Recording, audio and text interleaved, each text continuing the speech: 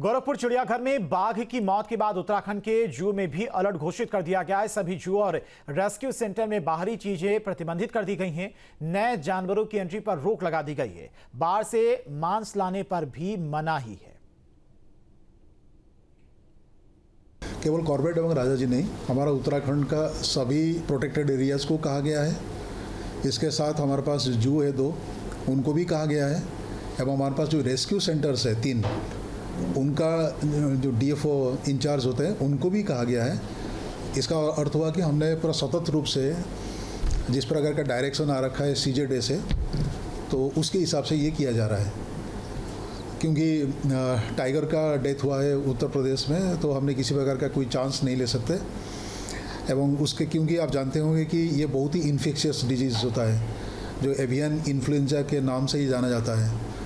तो उक्ता अनुसार हमने सभी हमारे ऑफिसर्स को बता दिया गया है कि जो प्रोटोकॉल पशुपालन एवं डेयरी विकास भारत सरकार के द्वारा दिशा निर्देश दिए गए हैं, तो उसके अनुसार ये कार्रवाई करेंगे।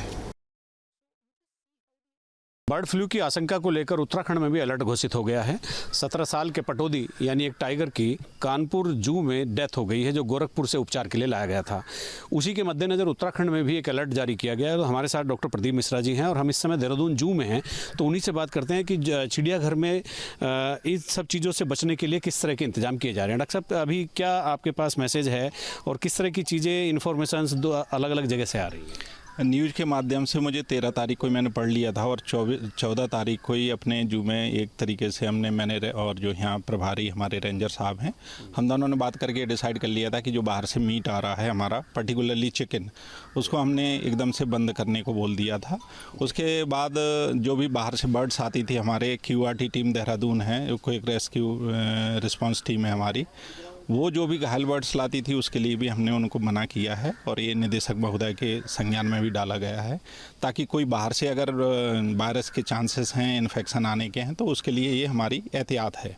एक गाइडलाइन दी है और उस गाइडलाइन को जो गोरखपुर जू में एक टाइग्रेस की डेथ हुई है, उसी के कंसर्न को बेस बनाते हुए उन्होंने जू के लिए इंस्ट्रक्शंस दिए हैं और उसमें निर्देशित किया है कि 2021 की जो एवियन इन्फ्लुएंजा बर्ड फ्लू की गाइडलाइन है उसको फॉलो किया जाए। इन्फेक्टेंट का सारे बाड़ों में, उनके आसपास सारे एनक्लोजर्स में रेगुलर स्प्रे कर रहे हैं, उसको सारा स्प्रे कर रहे हैं।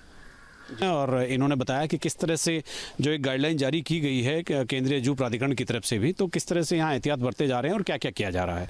अपने सहयोगी कैमरामैन सोनी कुमार के साथ न्यूज़ 8 के लिए देहरादून जू से अजीत सिंह राठी।